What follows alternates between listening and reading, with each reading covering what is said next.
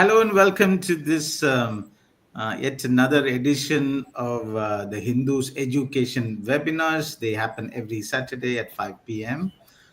Today we are going to look at careers and courses in Merchant Navy.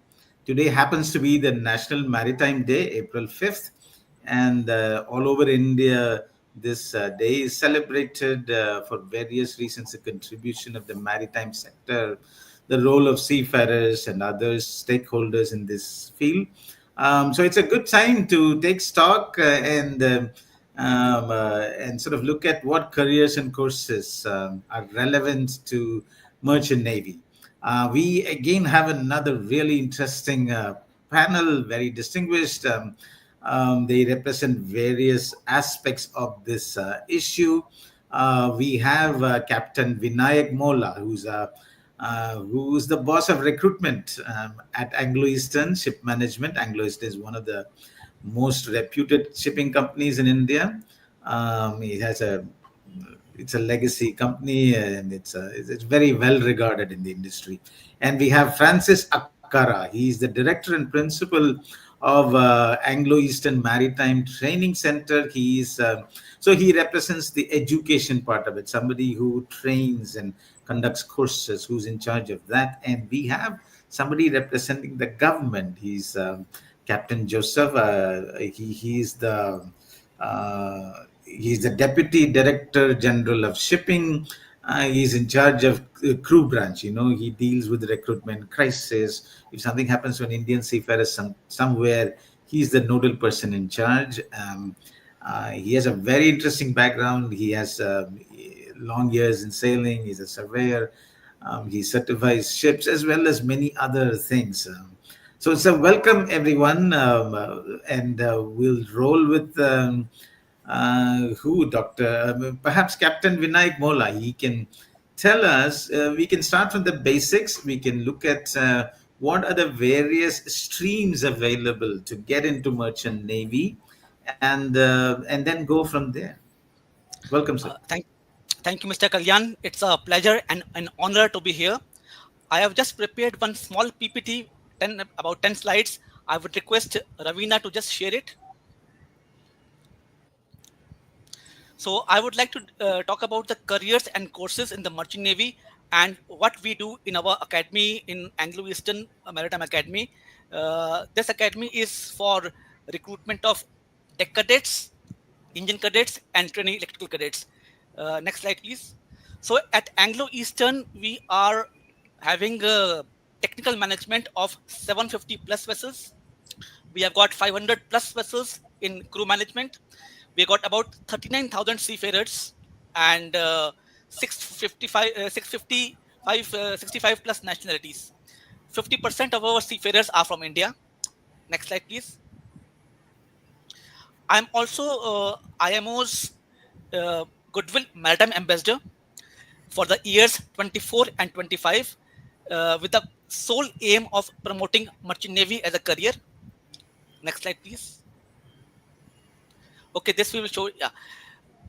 Just imagine 80% of the world's trade is carried out by the international shipping industry. So you can see the ships, different types of ships, bulk carriers, containers, tankers, LPG, etc. Next slide, please. It has been said, if there is no shipping, there will be no shopping.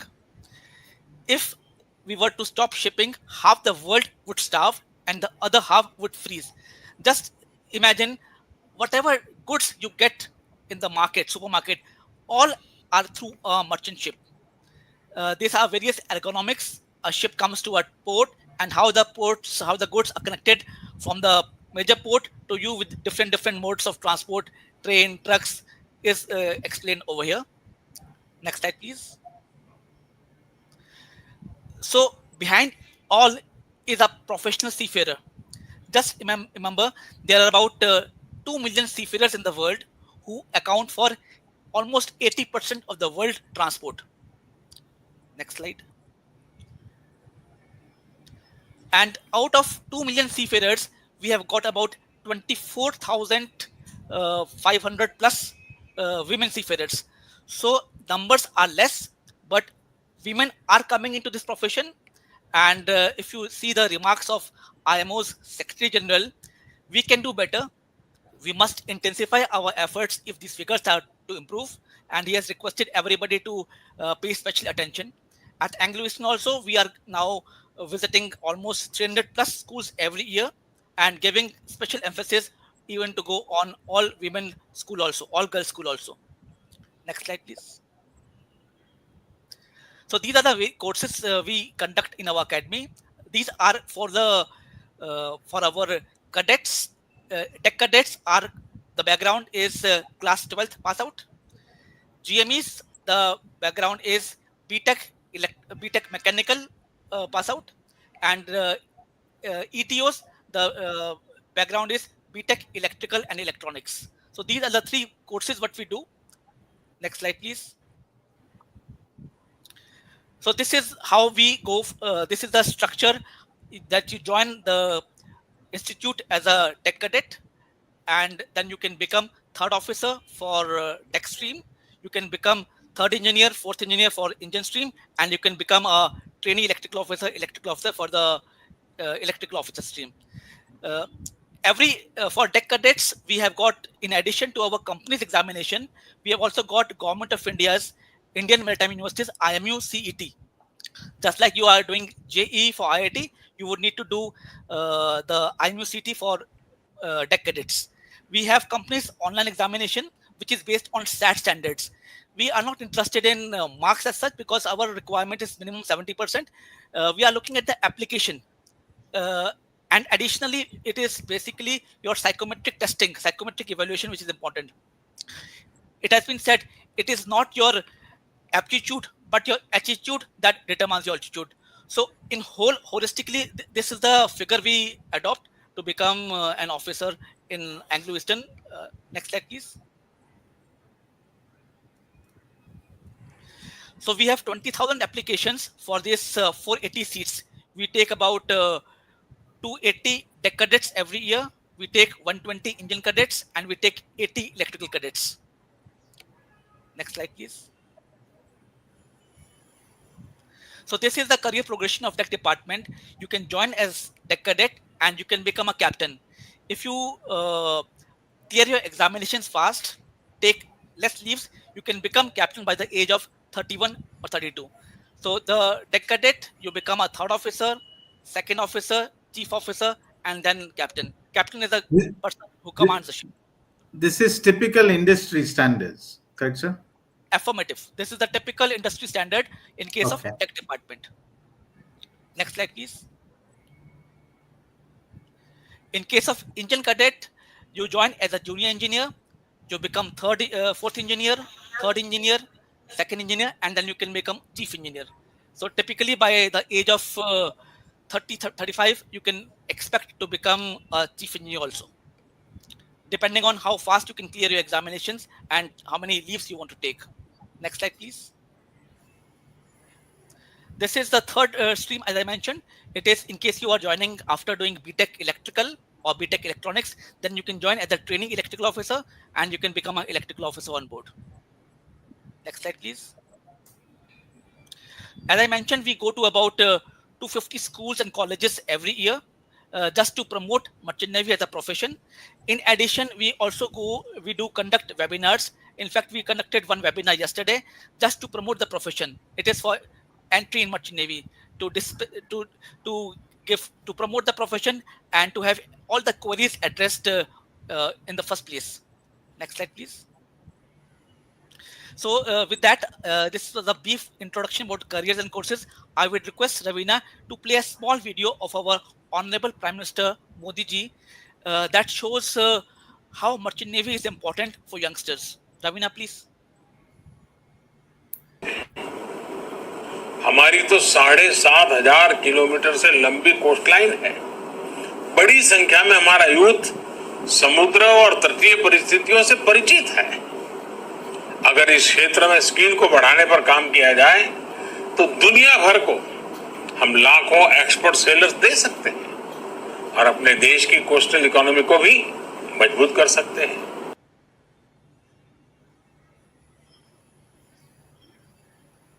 Thank you, Mr. Kalyan. That's all from my side. Thank you, sir. Thank you. Wonderful. So, I suppose the key takeaway is how quickly you can achieve the very top. I'm just saying, usually as a moderator, I don't speak much here. I would say a few more words. This is it's life changing, and it makes a personality. It's very lucrative, but it's not just a job in the sense that there is much more to it. At 24 you're in charge of you can be in charge of the entire electrical machinery on board a ship, and that gives a certain sense of achievement and fulfillment. It boosts your self-esteem. No other job sort of puts you, gives you those responsibilities so early and tests your competency, your attitude, and so on. So it's a really wonderful career path, I would say, personally as well as financially, and so on. So there are some downsides, there are some challenges. We will discuss them. Thank you, sir. So I now invite Francis Akara, who's uh, director of the Anglo-Eastern Maritime Training Center, to tell us more about the courses and placement, not just about Anglo-Eastern, but in general, what is the job situation now? I do know from experience that in the past, merchant navy was a little secret. Only a few people know, and whoever would get into it would get a job, and that was assured. But it's no more like that. I hear it's like any other profession. Yeah? So there are very many institutions. Earlier, just two, and you had to go to Bombay or Calcutta to get trained. It's no more like that. There are institutions all over. Not even in interior India, even in where there's no sea, there are institutions, and there is placement. So it's an entire process has been very well defined. Can you tell us more, sir? What is the nodal agency? I believe you get a degree that it makes you qualified to even apply for other jobs, even get into government, UPSC. That was not the case before. So give us a sense, sir. Thank you, Kalyan, and then it's a privilege to be here. Thank you, Vinayak, for giving a very good insight of the merchant navy profession. However, I would like to add a few more fillings here. For any merchant navy, we have an engineering stream, we got a navigation stream, and we also got a blue collar job, which is also necessary for making the ship sail. So in that also we have got a catering department. So typically a ship will have around 15 to 25 crew, depending upon the size of the ship, the trade nature of the trade. So there will be 4 to 5 officers, navigating officers, and similar kind of a number in the engineering department. And then remaining would be catering and the deck ratings and engine room rating. So when you say rating, it's a laborious job where they are not an officer. So previously what I told you is all officer. In fact, what Vinayak mentioned is all about the officer's career. So we also got a career for people who cannot qualify to become an officer. So in the merchant navy, we also got passenger ships. There are also quite a few job opportunities are there, which includes mostly catering and housekeeping, and besides navigation, engineering, and a huge electrical department in the passenger ships. Now, this is the entry level criteria what Vinayak mentioned. So you need to have a certain amount of qualification to get into the deck cadet. Deck cadet is not the first entry into the navigation stream. They have to do quite a few courses before they are eligible to go on a ship. Typically, it could be 12 months college education in an institute in India, or it could be also 3 years BSc Nautical Science. So the first one what I spoke was a diploma in nautical science, and second one is a degree in nautical science. So even Indian Maritime University and other institutes are also providing the BSc nautical science degree, with which they can go on ship as a navigating officer. So in India, same like in airline, after a few hours of flying, they have to requalify to higher levels of responsibilities, like second officer, first officer, pilot, like in the airline industry. In the shipping also, we have got a third officer, second officer, a chief mate or a chief officer, and finally the captain.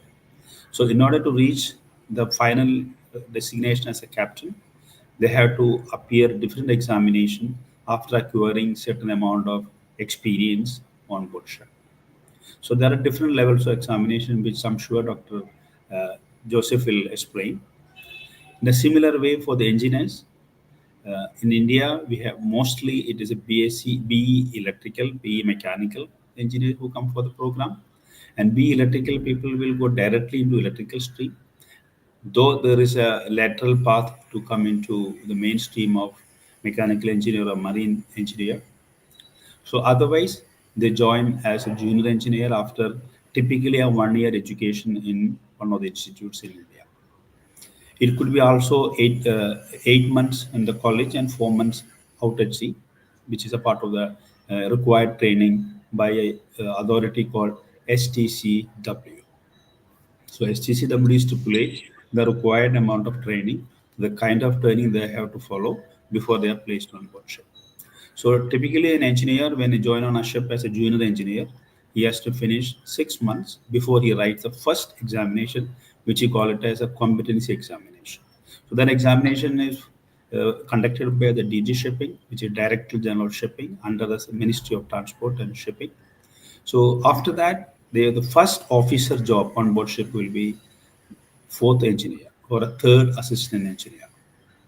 So, considering his experience and exposure to different kinds of machinery on board ship, after each level, they have to write examination to become a higher level of engineer. So, next examination is for second engineer or a first assistant engineer. There will be a written examination and an oral examination conducted by the Director General of Shipping. Further to that, there is another examination. We call it as a class one or chief engineer's examination. After that, after qualifying the examination, they will they are eligible to become a chief engineer. That is the highest level of engineering job ownership. So typically, a fourth engineer, a third engineer, first, second engineer, and the chief engineer. So there is no examination between fourth and third. So there are three examinations for the engineer conducted by the DG ship. So once you go on a ship as a fourth engineer or a third officer, which is the first officer level career, there are many other training programs which are required for you to upgrade your skill to the newest technology, which is also part of the Director General Shipping. Also, each company would allow them to do these kind of courses to make them smarter in their profession. Because today's world, the technology is advancing quite a bit. We are talking about different kinds of fuels on board ship and different kinds of navigation technology. So it is very important that all the officers and engineers should be abreast with the latest technology. Though the Director General Shipping and SCCW stipulate certain amount of standards and qualification required, there are certain courses which are above this minimum standard.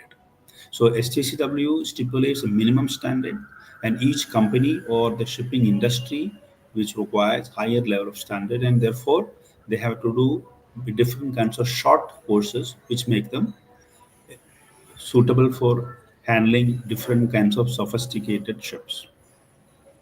For the catering department, generally a ship, merchant ship will have two crew. One will be a second cook, and other one will be a chief cook. So the chief cook must be qualified uh, for the culinary skills, and well, a messman or a second cook must be qualified after 6 months of pre-sea training in a reputed institute or approved institute by the Director General of Shipping.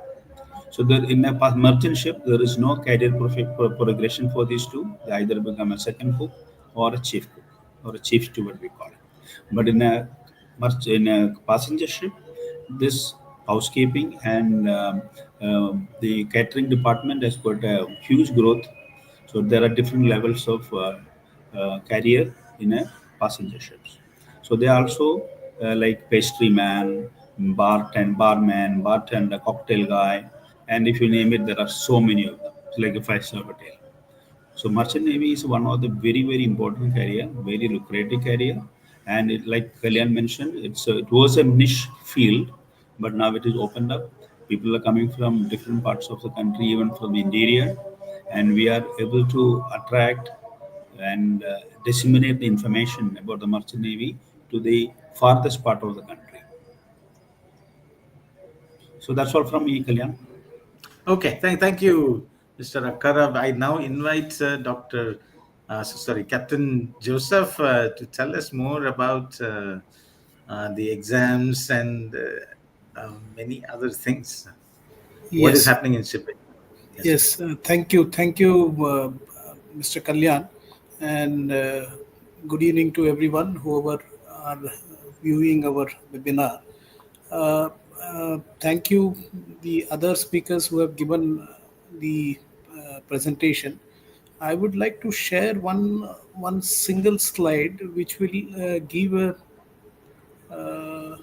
details and which will tell the viewers, like, is there a demand, is there a demand in this field, is it available, or we are just saying for namesake, because every field will have issues.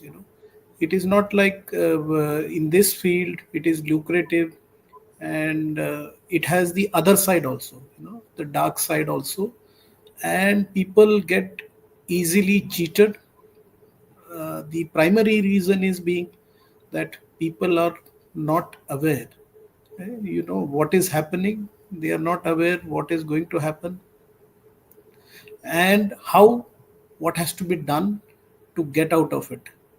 There are a lot of issues which seafarers are facing, generally from tier 2, tier 3 cities, where there is little knowledge of this field and people are taken for a ride.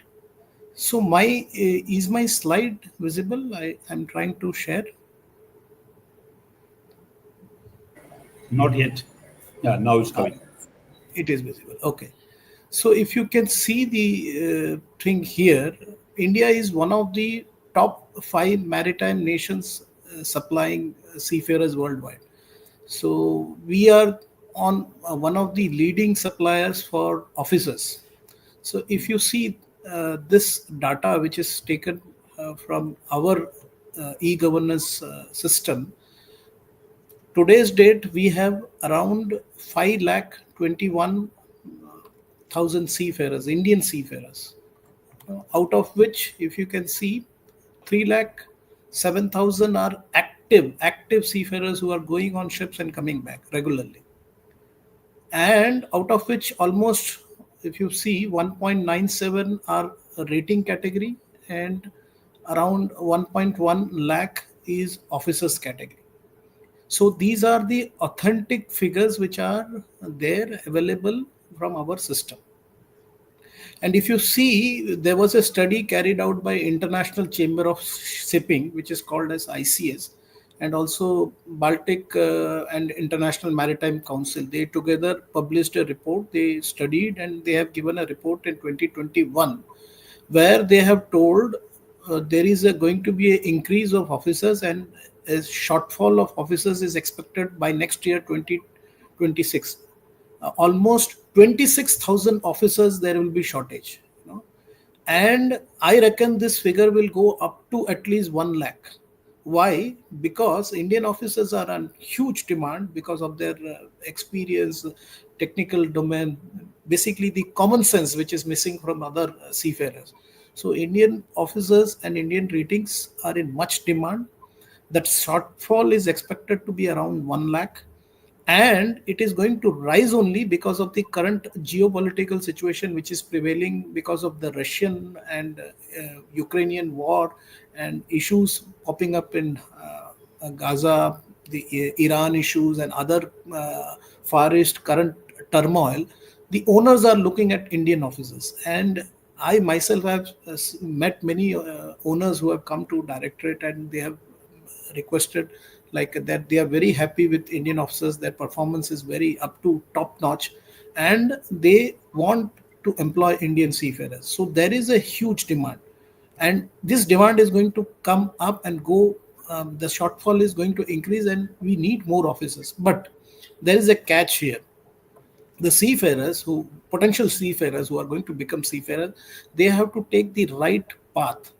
For officers, you have to go through IMU CET. There is no other way. And for others, for ratings, if you are going to go for GP rating courses, these courses are there available, but it is not like other field, like you give exams, you enter, do the course, and then search for vacancies, for employment. It is not like this in this field. It is mandatory. The seafarer has to get a onboard placement as per the directorate policy, and then get into training. So it is together. It is not like you just get your you just pass, and any college is offering, you just join. No, you will be in big trouble. So you have to ask for placement. What is the placement? Do some homework, go through the website. These all details are available in DG website. So everything is available. So you basically have to go through the website and check if these are available and these are correct. Because little knowledge is very dangerous, and this field has a lot of notorious agents who are just waiting to pounce on seafarers. So because if your knowledge is less and you don't do any homework, so you will be caught. And I was seeing many questions. People are asking, what are the fees? What are the fee structure? Is it affordable to me or not? And where will I get this detail? Which career graph, where I have to go through? So these all things, I have made videos and I have made presentations and shared in the DG Shipping website. So I'm trying to share. If the screen is visible, I'll show the screen. In that, if you see, we have dgshipping. Yes, okay, the screen is visible now. So dgshipping.gov.in, in the Seafarers section, you can see a lot of videos. These are all videos made by me, and these videos are there, which gives you what are the courses available, how to go through these courses, how to get selected. These step-by-step guides are given to how to get into this field. And there is a red flag. If anybody asks you that for placing you on board, give me money. So as per section 91 of MS Act, giving money and taking money for placements is a crime. So there is a statutory warning. Do not give money for any kind of placement. Okay, for training, yes, you have to give for the colleges. So generally it ranges from 2 to 3 lakhs to 4 lakhs or 4 lakhs, 5 lakhs, depending upon the college and type of college and the placements they are giving. So you have to go through the websites and see the fees. But for a career growth, how to go through the career growth, what are the courses which are available for your type of education, what you have done, what is your field. Like Francis was saying, there are catering. Catering is a huge field. It is a huge different sector, and directorate and ministry is taking a lot of efforts through Bharat Cruise Mission. So there is a separate policy which directorate has given, Bharat Cruise Mission, where we are working and developing the cruise infrastructure everywhere. So cruise is a separate structure, officers, deck and engine, which already have been spoken, and there are ratings who support the officers. So entire career graph, entire courses, details, everything is given, but with a caution, please be alert, don't pay money for job. It is a statutory warning. If you pay money, actions will be initiated against you also. So that's it, and we can take questions. If there are any particular questions, we can answer. Yes, questions are coming in, but I wanted to clarify. So somebody joins a BE in marine engineering. Should they have a job offer in hand, or does that happen after they pass? Okay, this is a very good. I think okay, Francis, you can answer. Then I will add on. Yeah. So, like Captain Daniel Joseph mentioned, there is no job guarantee before they join any training program. So typically, what happens is after time they complete the training program, companies come and recruit these people from reputed institutes. So therefore, it is very important to see the credibility of the institute. rightly mentioned by Dr. Daniel. So there are so many institutes just go enroll people and they don't give any kind of a placement. So it is very important to see the credibility of the institute and then join. Captain Joseph. Yes, excellent. That is what I wanted to say. And many institutes, colleges, they have tie up with the good reputed RPS recruitment agencies, and they have campus interviews in advance. And directorate has released a policy that for all officers, DNS, wherever they are going, you should have a onboard placement uh, certificate in your hand, then only you can be employed. And many good colleges, they don't employ without any category of rank. They don't employ people. They have placement offers in hand, and then only they start the courses. So you have to choose such colleges and then only join. So please look for the background checks of the colleges where you're joining.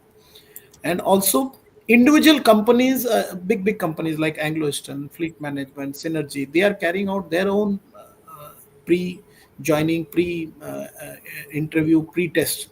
So once you get selected with their college, with their entry, so then what they do, they train you and they tell you to go for IMU CET, and after applying, passing in the IMU CET, they will guide you to the concerned colleges. They have tie up with concerned colleges.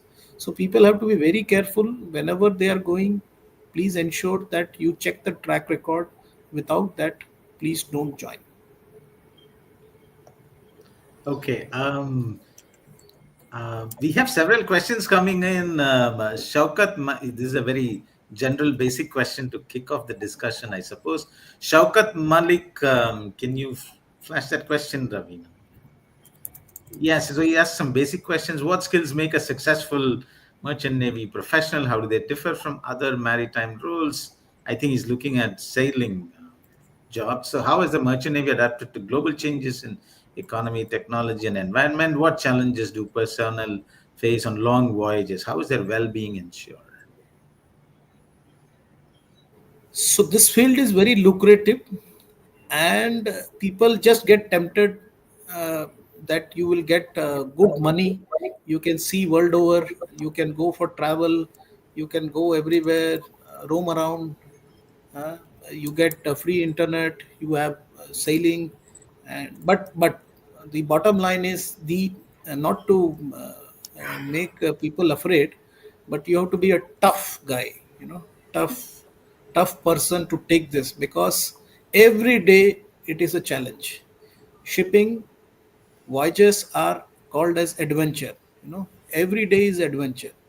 So being a successful person, the first thing what Vinayak ji also was telling is that your attitude should be there, with never die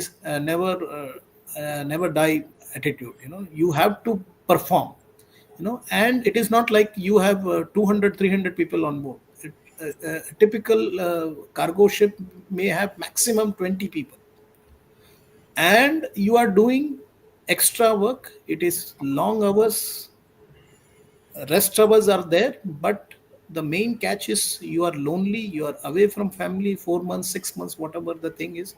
So you have to be mentally strong, physically strong, but it is fun with people around.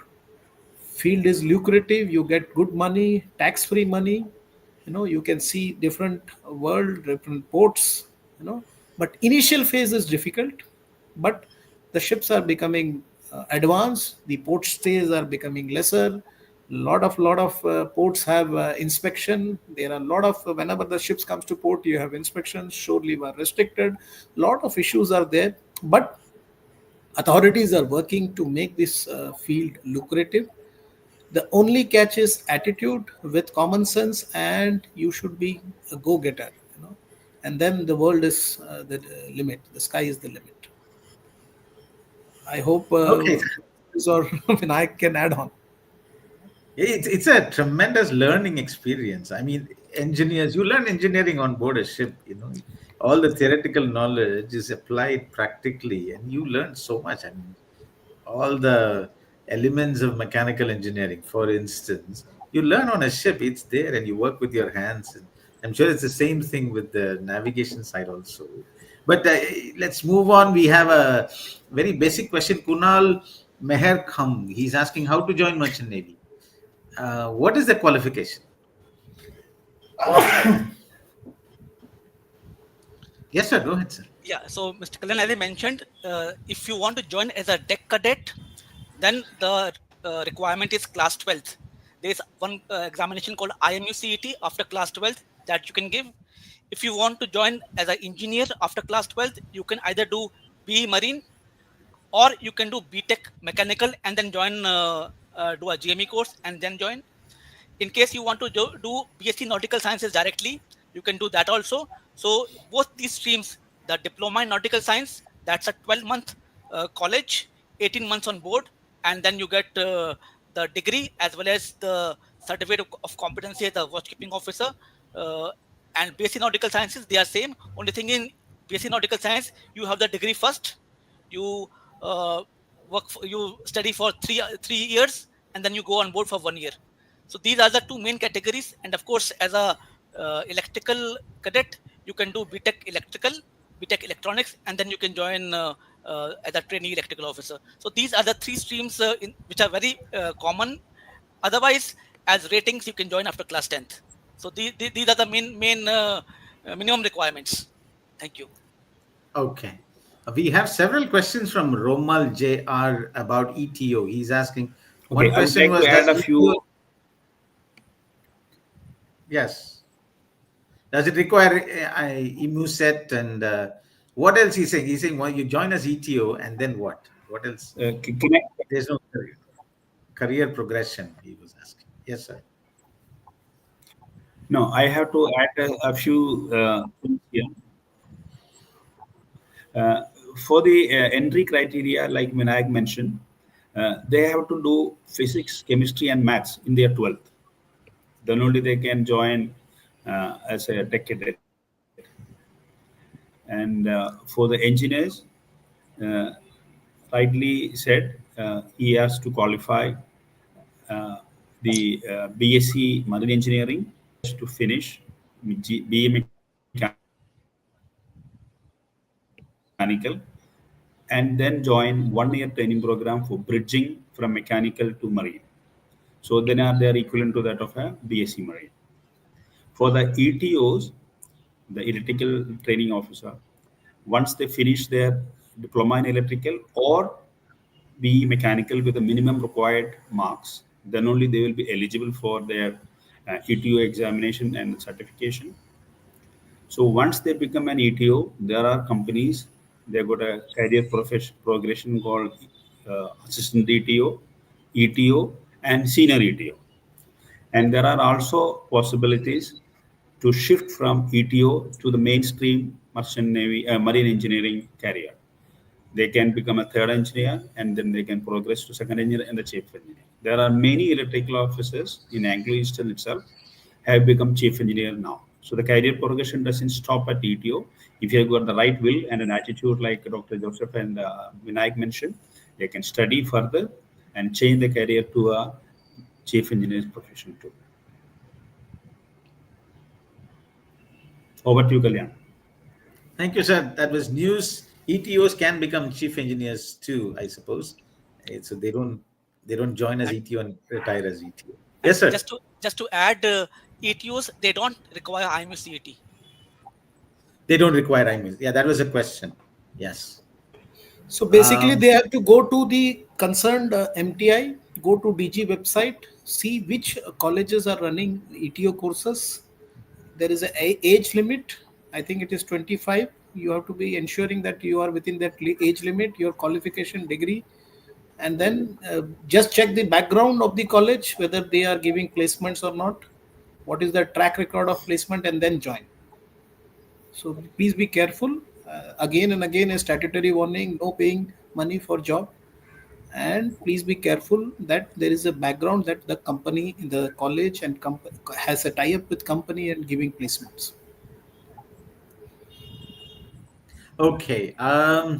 there was a question about what is the range of fees. I mean, I don't want to um, talk about your institution in particular, but in general, somebody considering this career, how much fees should he or she pay to do these courses, to do a BE in marine engineering or BSc in nautical science? Yes, Ashlyn Biju. Yeah, so Please. these fee structure, it depends upon the college. Obviously, the college which is giving good placement will have higher fee structure.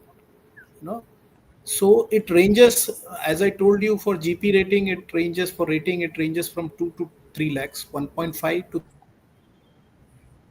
And for other category like DNS, BSc, it ranges from 3 lakhs to 4 lakhs or 5 lakhs also, depending upon the placement, whatever. But these are all written down in their website, and it is clearly mentioned. It is given, and there are no hidden charges. And also, all colleges, good colleges, will have tie-up with banks. Because we want to promote the rural people also from tier 2, tier 3 cities, people to join in. So generally the colleges have good tie up with banks where you can get education loan for getting into the college. So they have good tie up. I'm sure Anglo Eastern is also having good tie up with leading banks to support seafarers. So when there is a will, there is a way. So if you are trying to take a plunge with full heart, you should devote to the maritime profession, and definitely you can rise up. Okay. Can we discuss a little bit about salaries? Okay, just want to add can I add a few things here? Yes, sir. See, these courses are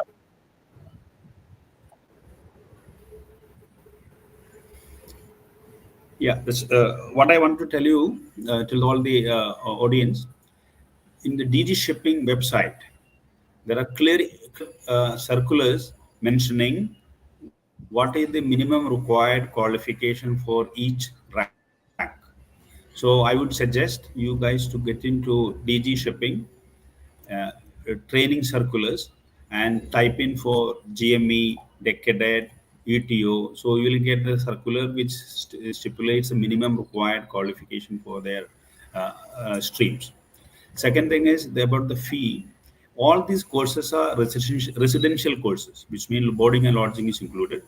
So typically any engineering courses, not marine engineering, even mechanical engineering or civil engineering, if you stay in a campus, the fees will be anything between 3 to 4 lakhs here in India. So it will be little more than that because the laboratory equipments and the trainer salary, etc., is much more than that of a typical engineering stream. So, but it will not be that high.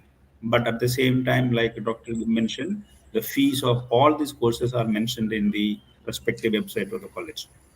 About the salary,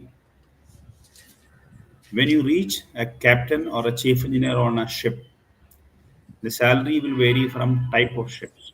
So we have got different kinds of ships, starting from carrying bulk cargo, which means like corn, iron ore, coal, etc. Or we can have container ships where they carry the container boxes from port A to port B.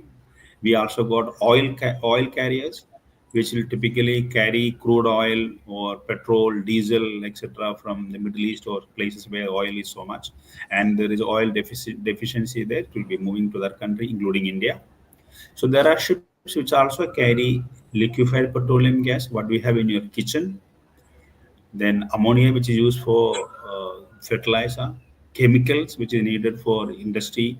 So there are different kinds of ships. And there are ships which are carrying liquefied nitrogen gases, LNG ships we call it. So the salary structure of all these ships working, all the crew working on these ships will be different because the level of danger is also high. So accordingly, the salary also will be high. So typically, a chief engineer or a master on a LNG ship, liquefied nitrogen gas ships, will be anything between 18,000 to 22,000 per month.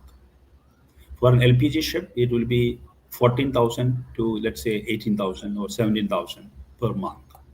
So that is the salary of a chief engineer or a master on these kinds of ship. But on a dry ship, like for example, a container ship or a bulk carrier ship, it will be around $10,000 to $12,000 when they become a chief engineer or a master. At the entry level, it could be around $2,000 to $3,000, depending upon the shipping company. What about Indian flagships? There is a substantial wage difference, right?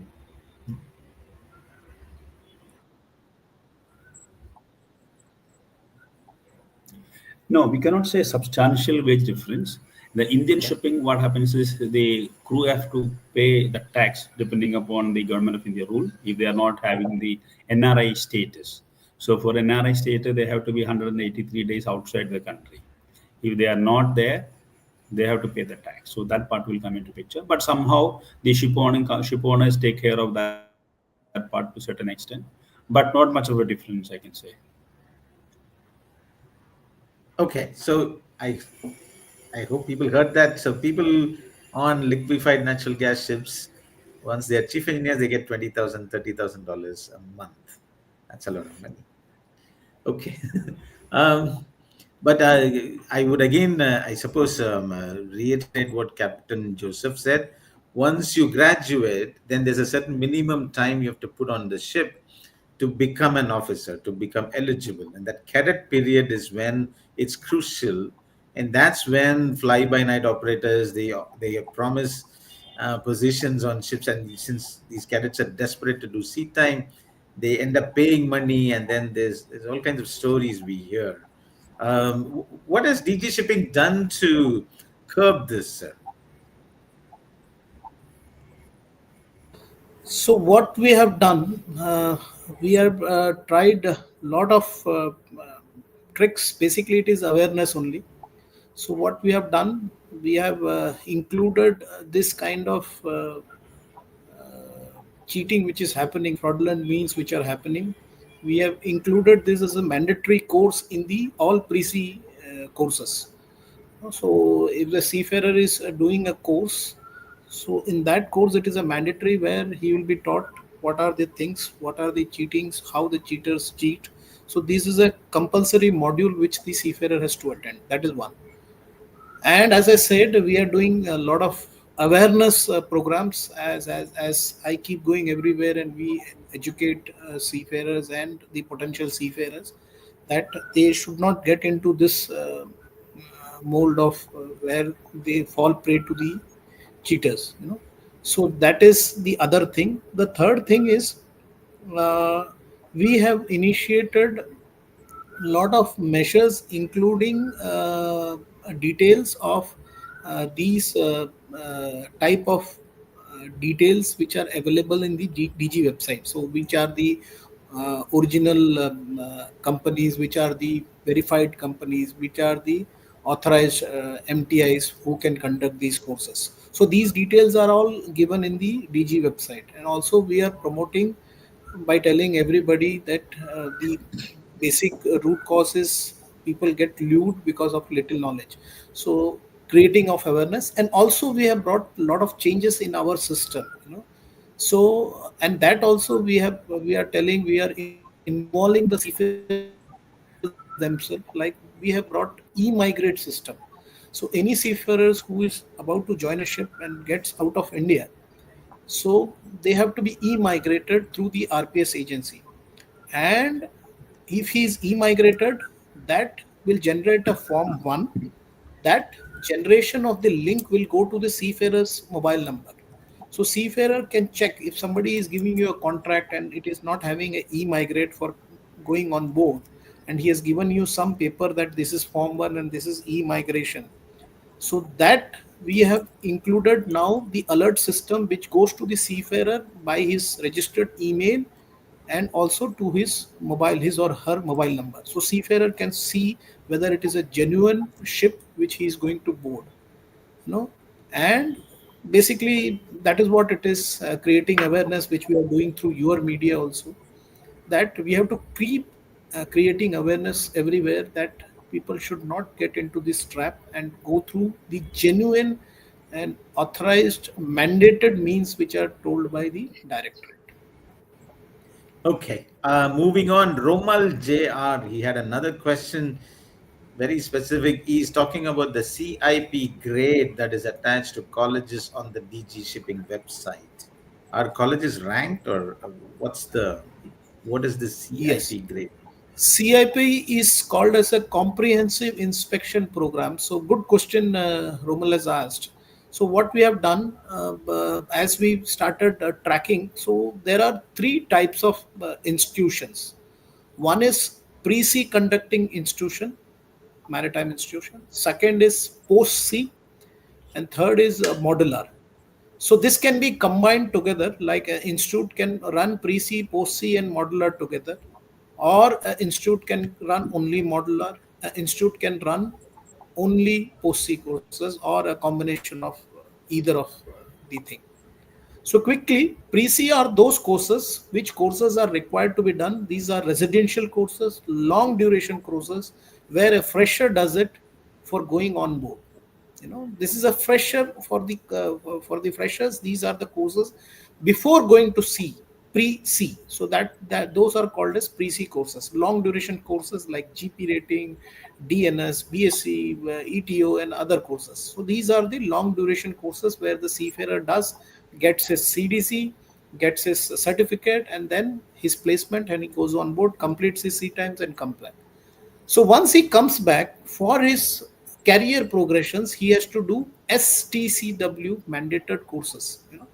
So STCW is International Convention for Standardized Training and Certification and Watchkeeping for Seafarers. So for getting into watchkeeping and for your career progression as an officer or a rating, you need to obtain a certificate of competency for officers and certificate of proficiency for ratings.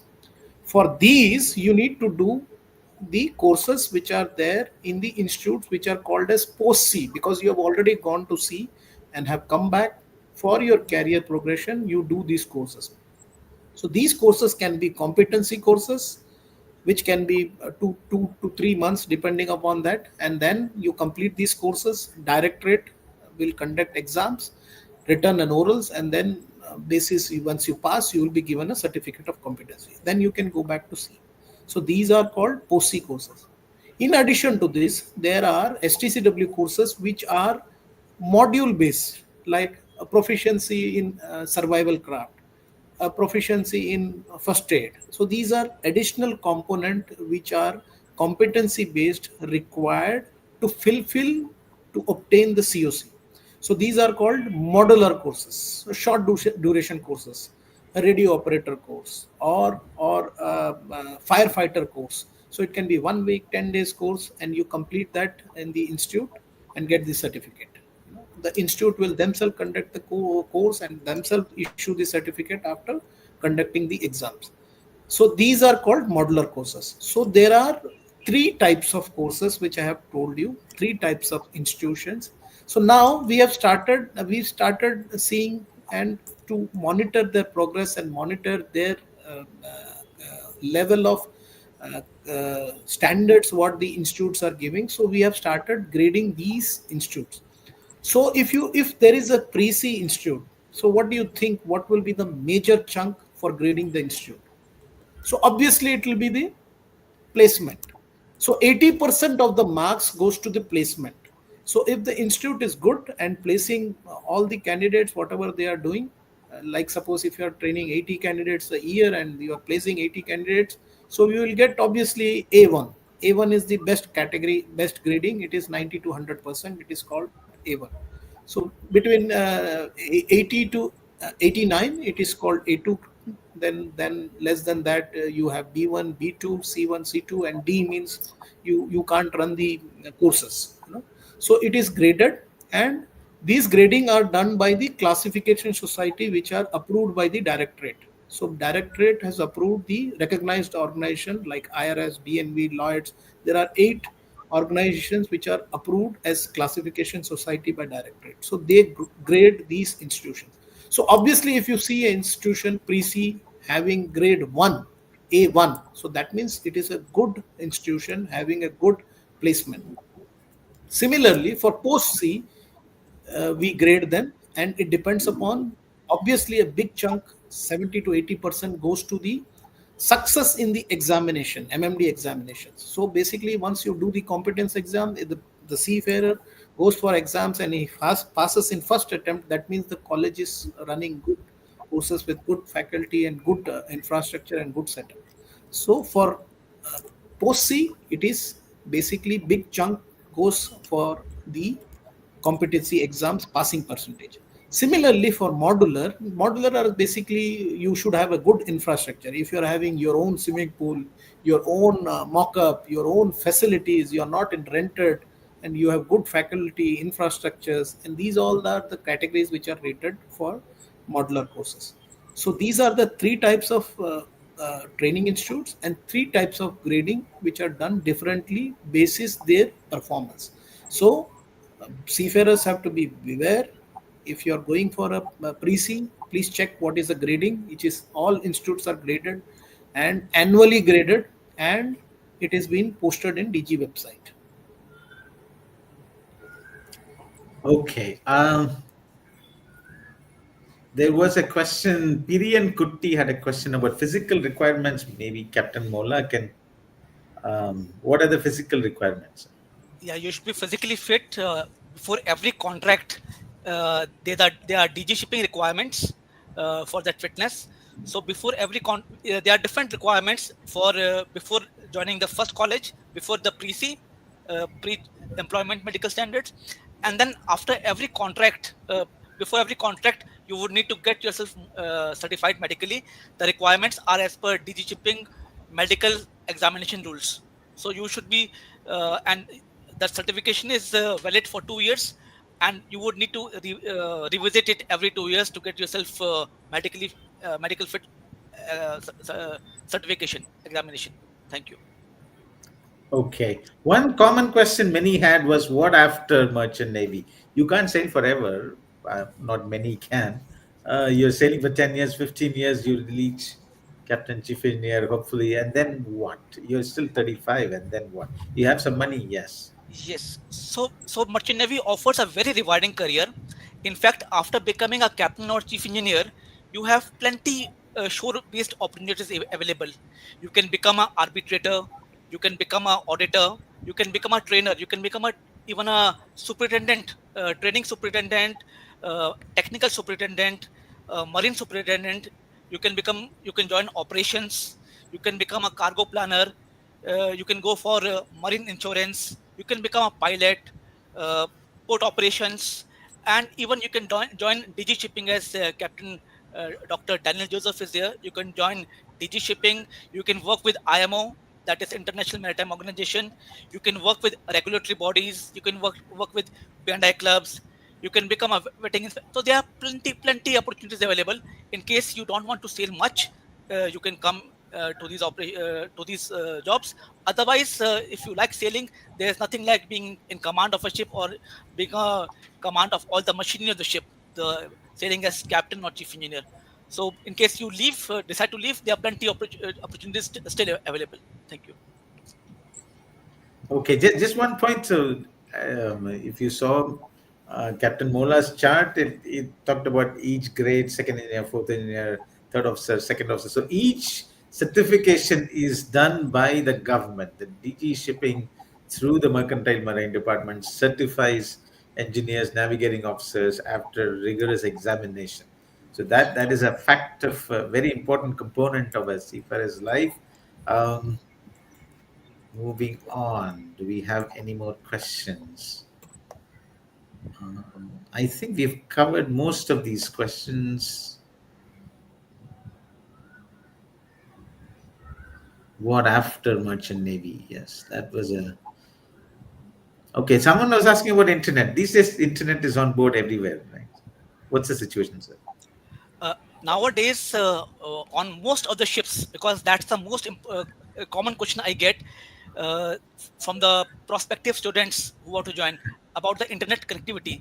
They're not that much bothered about the ship type. They're bothered about whether the internet is available, whether the Facebook is available. So answer is yes. And nowadays, on some ships equipped with Starlink, the internet connectivity is better than your connectivity in the office or at home. So that is with Starlink, most of the ships are having that type of mechanism. And of course, yes, you can access it in your off hours, and you can remain connected with the family. Thank you. Great news. I suppose you can watch your movies. Not too long back, the only communication from parents or family was a little letter that they would send to the company, and the company would send it to the next board, and it would take a couple of months for you to get it. But things are really different now, I suppose. So just one, I wanted to know, like a piece of statistics. How many colleges are there?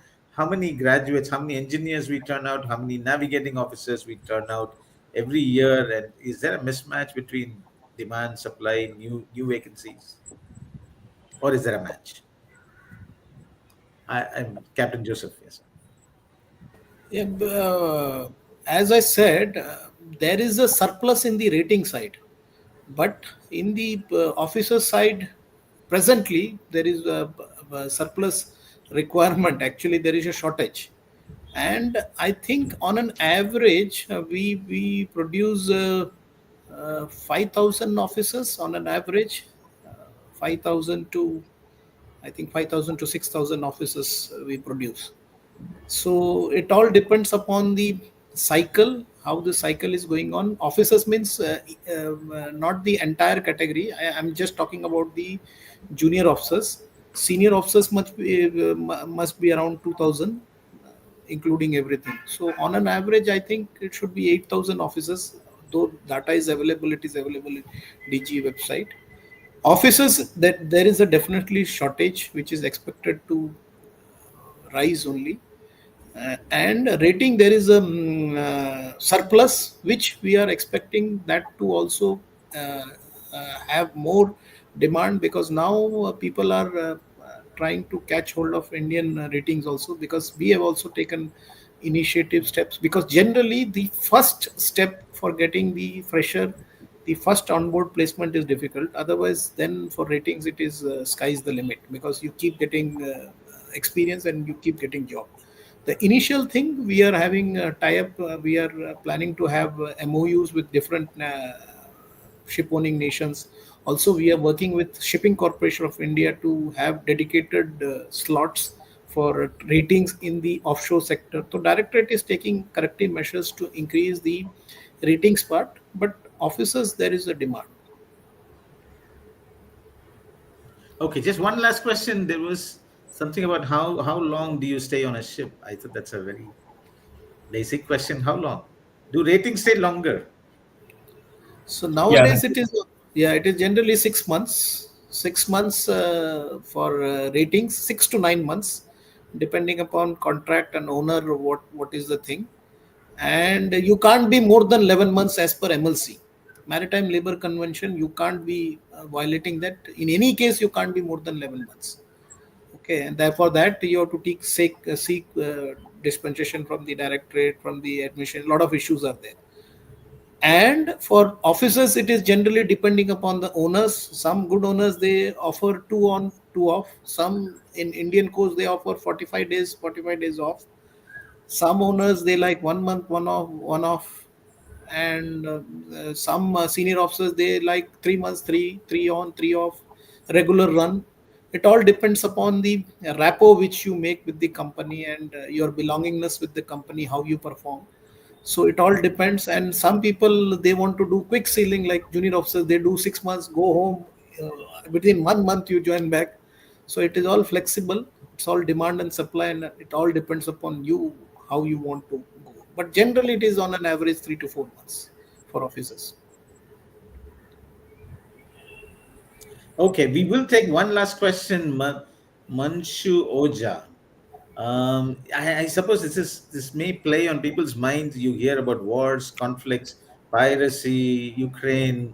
How do these rising geopolitical tensions in different parts of the world impact the security of the shipping industry? How safe and secure are Indian seafarers? This is a very, very burning question and very valid question they have asked. Thank you, Manshu, for asking this question.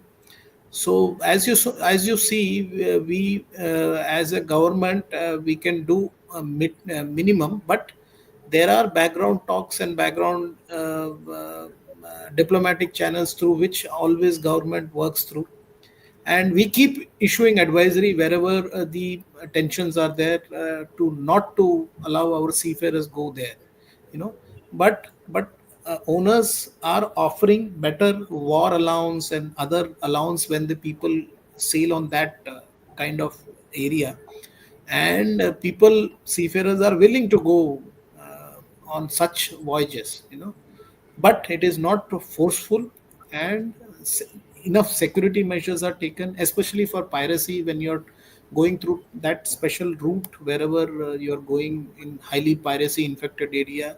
So we mandate, the owners are getting security guards, special security guards, armed guards on board to support and provide support to the seafarers, and continue way of giving training to seafarers and having security measures. Vessels have protection measures on ships, like they have citadel where if the vessel is attacked, the seafarers can go there and get into safe place. And in addition to that, seafarers are being trained to be having security courses, how to respond to such kind of situation. But shipping is a very safe world. Generally, maritime, there was a peak which where the people were attacking, but now owners are taking good measures to have this risk assessment done, and vessels are not transiting that area where such issues are going, and support through convoy by the naval ships support when the ships go through high risk area. So these are the additional measures which are there, and they give loyalty bonus and support the seafarer to, as Vinayak was telling, that half the world will freeze and half the world will go dry. You know, so seafarers continue doing such noble work, and they will keep doing such work. And it is a pride that we all are seafarer. In the panel, you can see all are seafarers and ex-seafarers, seafarer, and we carry our seafarers in our heart. This profession is in our heart. Thank you, sir. We've completely run out of time. We answered almost all questions, interesting ones, interesting presentations. I thank everyone who's come here and who's asked questions. Those who ask questions, do let us know your email ID. We will consider your questions for. There is a prize, free online access to the entire Hindu website. The Hindu website, it is all the archives, everything. You will get access. So email us at the Hindu, at education at thehindu.co.in, and we will consider your questions for the prize.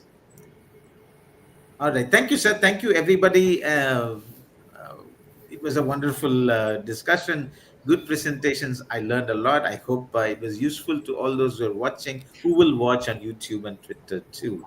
Thank you, sir. Thank you. Thank Thank you, you, everyone. everybody.